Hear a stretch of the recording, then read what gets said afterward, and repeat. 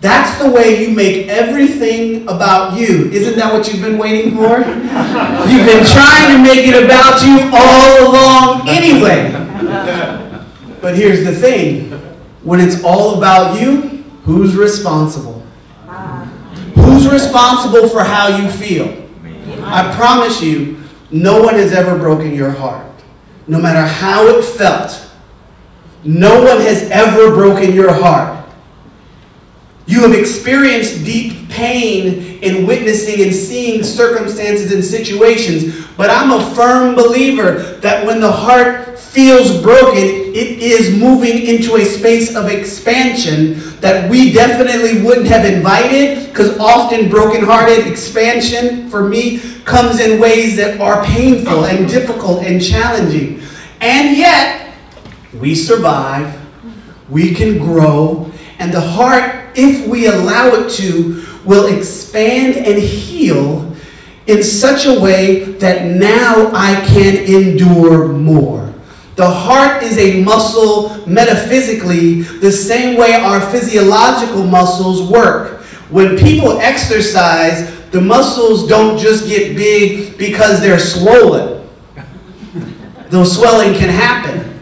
The muscle gets big because it's been torn. Because it's been broken down, because different acids and different things are now having a reaction within it, and then it expands as you continue to do that. Now, no, I am not saying whoever thought it, because someone thought it, as I'm encouraging you to keep getting your heart broken. No, I'm helping you to see that the experiences that come through this life, this timeline that you have, are here to serve your growth, expansion, and evolution. So when you look at the heartbreak, it's not always romantic. Looking at the videos and hearing the stories about the families and the neighborhoods burned out in Northern California. What was the fire? Just a couple of miles away from here? Where we're at right now? People were losing homes or evacuating, or their animals, or the couple that was so trapped in the fire around them they couldn't get out of the house, so they jumped in their swimming pool and had to watch their whole home and everything around them burn down. That's right, Kathleen, it makes me feel all kind of ways. And yet, if I'm a willing participant and I'm willing to be with it, I can hold myself and my reaction and my experience, and then I can hold that couple, then I can hold the individuals in the Las Vegas massacre, then I can hold the individuals in Mexico City and in Haiti and in Dominica and Barbuda and St. John and Puerto Rico, and I can make myself so big because I'm willing to feel. It only cost you your previous life, which you already told me you want to thrive more than. Oh, you forgot about that. The thing is, we know what this life is like right here and right now, and there's no sense in playing the same record over and over again unless it's expanding you. You see, what Patricia shared earlier, and she told me the story earlier, so it was a real story. She had already shared that powerful story with me, and then she shared it with us and Tyler, was she had a painful experience that this song helped to clean out and put the balm on. We don't hear that word balm alone. Sometimes we hear lip balm, but in the Bible they talk about the balm of Gilead. The balm is the healing balm. It's the aloe. It's the aloe. And your aloe is your ability to allow the pain in and know that you're not going to be destroyed. Only thing that is going to be destroyed is that life that you've already lived, is the experiences and the journey that you've already taken. And now you're available to be more than you've ever been, because now you have a process of being with it and releasing it. And then we take it to prayer. We take everything to prayer. Everything. Everything. You take your pinky finger to prayer. You take your big toe to prayer. You take the president to prayer. You take Congress to prayer. You take the environment to prayer. You take every fear, every worry, every doubt, every challenge, every circumstance. Where do you take it? Prayer. Now, how many of you, be honest, no hands, have a committed prayer life? I just want you to take that on, because the reality is that's where you change you. You're not trying to find some deity or anthropomorphic being that's outside of you and begging it to come on down, God, and change me. That's not what we're doing. Wow, where'd that come from? I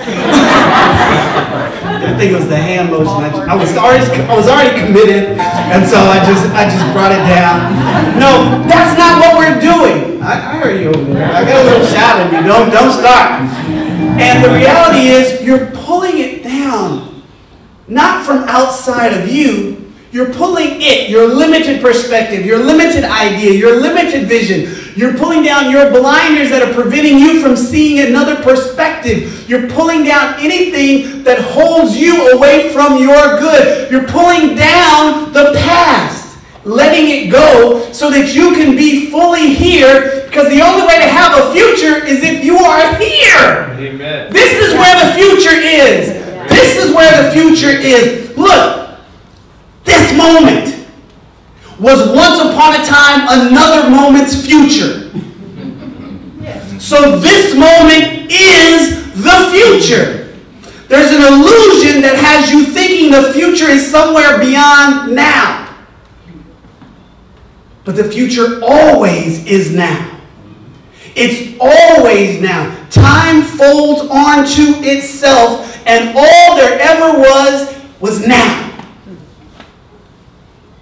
And so what's the last letter? Repeat. You stay after class. Repeat. This becomes a lifestyle. This isn't something that we do once in a while. This isn't something that we do when it's desperate and dark and shadowy and when we're afraid. Yes, do it then. Absolutely.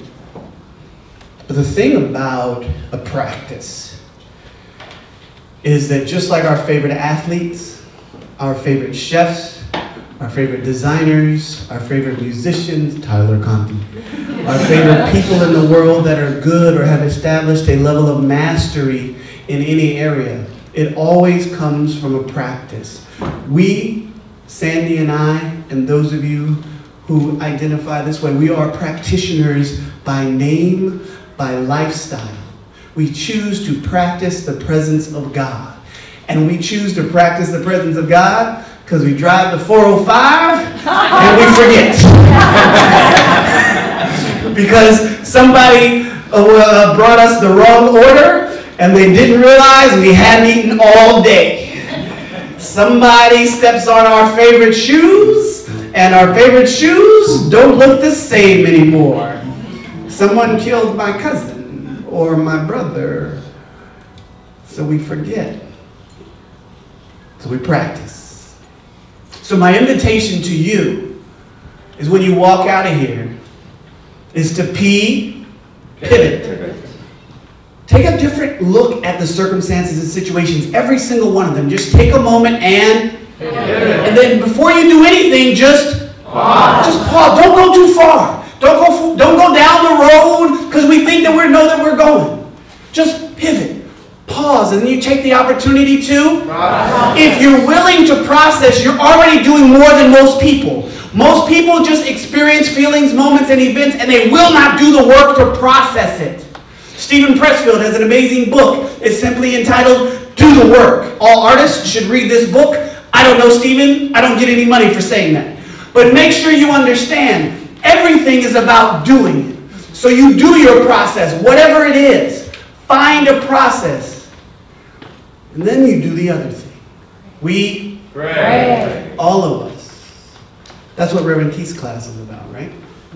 All of you. How many of you are in Reverend Keith's class? So half the class is here, a third of the class is here. You're growing in your practice of prayer.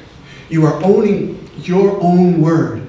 Maybe for the first time in your life, becoming fully responsible for the words that I bring into existence.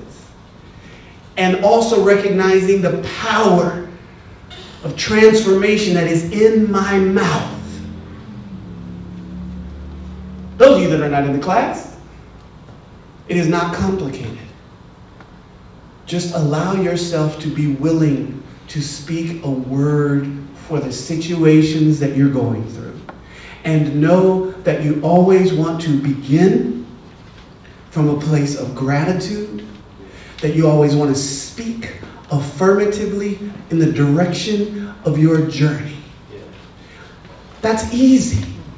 Prayer can be simply that. The simplest prayer is thank you. And so if we take the simplest prayer and we give it direction, we affirm the conditions and situations, not the pain, but the provision to move through it to the other side, which is often called paradise. I'm going to have to write that one down. If you're willing to sit with it, if you're willing to do it, if you're willing to pivot, pause, process, pray, and repeat, you are going to change your life in a way that you cannot predict, because you're not willing to decide what it is, but you are willing to decide what you will be. And everyone in this community will be the practitioner that you were born to be. Thank you.